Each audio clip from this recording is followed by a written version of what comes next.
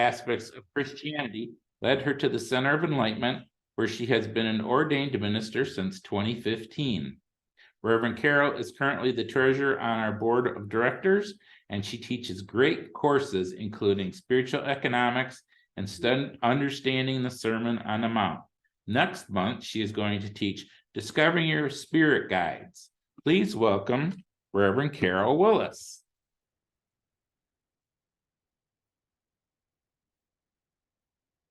Thank you, Reverend David. You're welcome.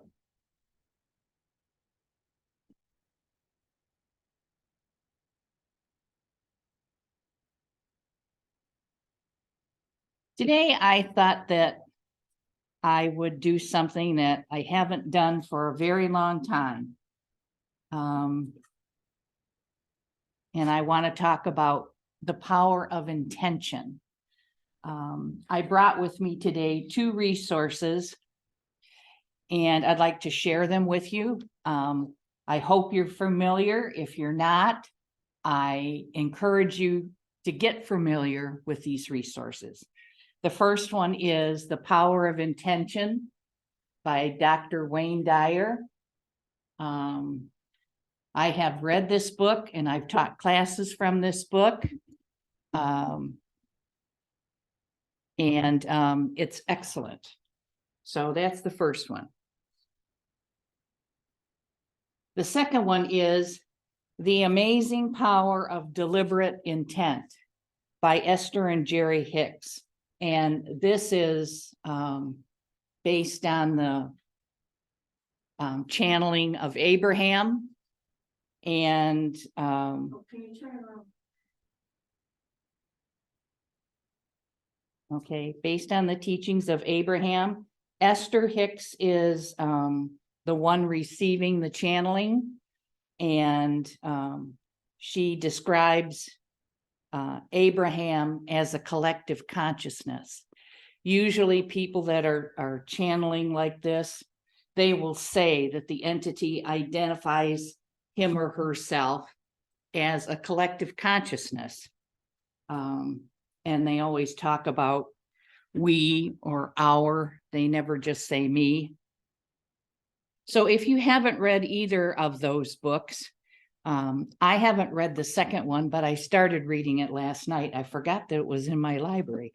I went into one of the rooms of my house where the bookcase was. I was looking for The Power of Intention, and my hand went to the second one and pulled it right out. And then it went to the Dyer book and pulled that out. And I went, wow, that's really cool. Really cool. All right. So quoting Dr. Dyer, he writes, "My research reveals a fairly common definition of intention as in strong purpose or aim, accompanied by a determination to produce a desired result." That's pretty simple and basic, and I agree with him. And so I'd like to share a story with you this morning of someone who has worked that definition, that principle. This story is of Anna Maria Morales, and it's a beautiful example of this idea. Her family were Mexican immigrants to the US, and Anna Maria decided to transcend the hardship and limited opportunity of her family and vowed to become the first in her family to graduate from college, finance her education by her own enterprise and imagination, and not owe $1 in debt when she finished. Her entrepreneurial spirit started at a young age. Her young endeavors were a lemonade stand, offering manicures, handmade greeting cards that she would sell from door to door, and selling produce from the family garden at a stand at the end of their driveway. By the time Anna Maria was a senior in high school, She knew she had to up her game if she was going to attend college. She became anxious about the cost of applying to schools, the tuition, books, the room and board. That's a lot of money. So to ease her stress, Anna Maria baked her first cheesecake, creating the perfect recipe she still uses today. She found out people loved her cheesecake. Her mother took some of the cheesecake to work with her, and people wowed over it and wanted the recipe. But instead of giving the recipe, she just started baking more cheesecake. At 18, Anna Maria set an intention that she was going to bake her way through college, one cheesecake at a time. The college confectionista was born and became financially successful, paying her way through UC Berkeley.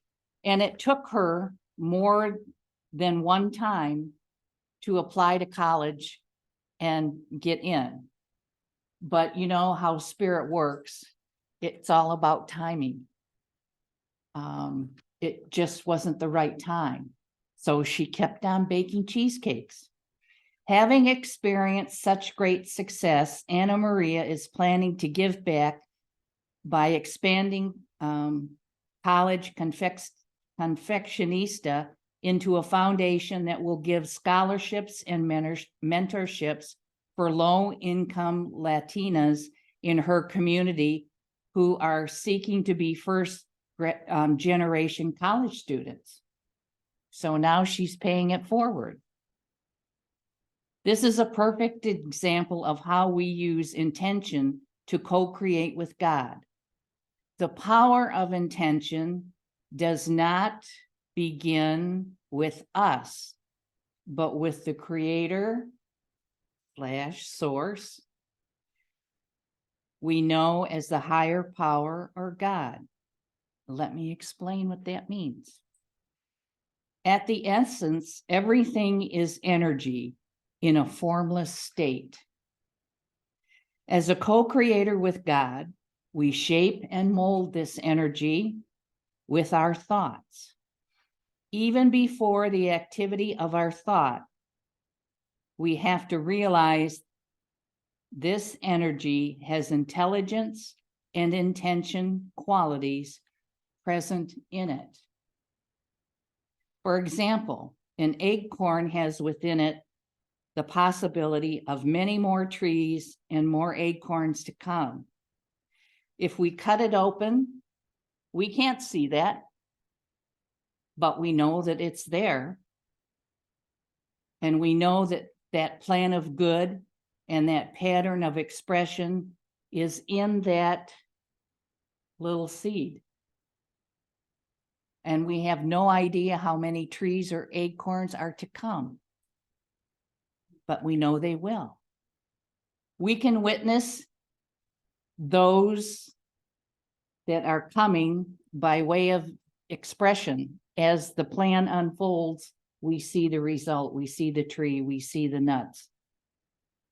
When God puts a desire in our heart, it's a promise of good that is for us and will manifest for us when we do our part as a co-creator. God gives us the desire, and then God gives us the ways and the means to make this happen. So what you desire is already created in spirit. That's God's part. Our part is to then bring it forward into the manifest realm. The desire is empowered with divine intelligence, divine intention, and divine energy. Why do we think what we desire will not come about? Is it because we doubt? We fear? We feel that we're not worthy? All we see is lack of resources? What is it? It's important to understand what it is that stands between you and manifesting your good. It's important for me to understand that. 3 years ago, I was driving a 20-year-old car and it was limping along, and every year I'd put $1,000 in it to keep it on the road. And I was grateful to have the transportation. But I drove that 20-year car because I believed I couldn't afford a new car. A friend connected with me and said, we're going to get you a car. I said, but I don't have the money. We're going to get you a car. Trust me. I said, okay. So he connected me with a salesperson, and I found the $1,000 down payment. I don't know, it was right there. And boom, I drove home a new car, a Jeep Compass. The universe made the way for that to happen when I surrendered to divine will for my life. I surrendered to divine will and knew that that plan of good was going to come forward. Once my friend said, we're going to get you a new car, I was on board with that. I thought, you know, the universe will support this. So I just might as well get on board. There is nothing or no one more powerful than God. Did you hear that? There's nothing or no one more powerful than God. Not the government, not the automotive companies, not your employer, not Social Security, not the president. Nobody or no thing is more powerful than God. So why can't we trust God to abundantly bless our life? That's a big question. If nothing's more powerful than God, and God can do all things and answer all prayer, where's the problem?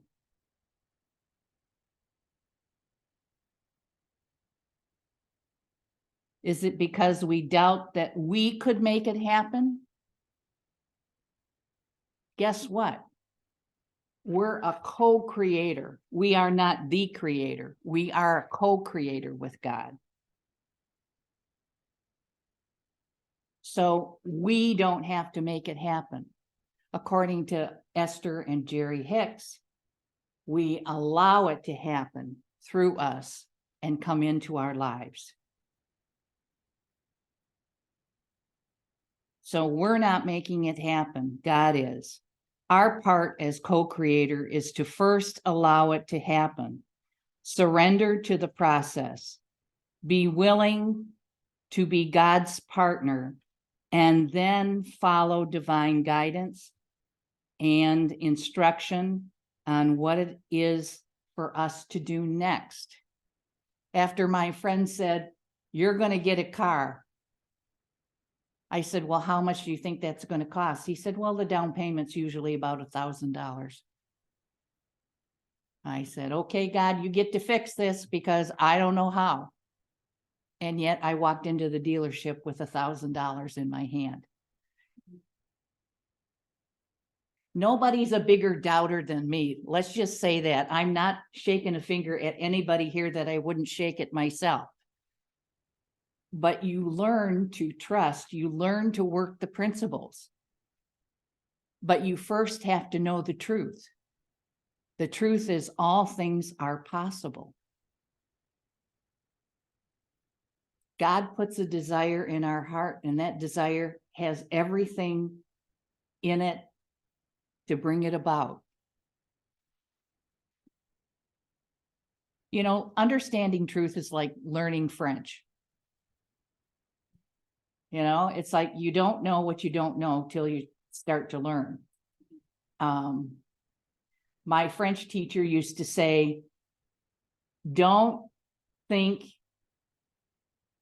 in English, then translate it into French, and then translate it back into English.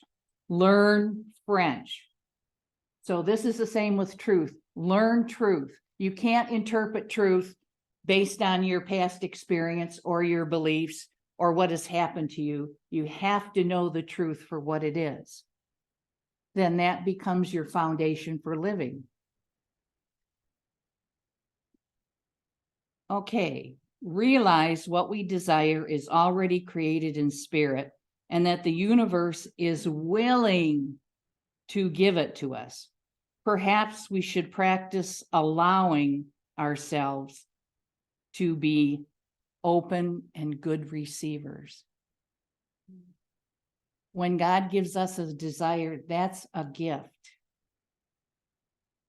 And a gift can only be a gift when it's received. Remember Anna Maria Morales? She started with a dream, a desire, and an intention, and Spirit worked miracles and blessed her with much success and happiness.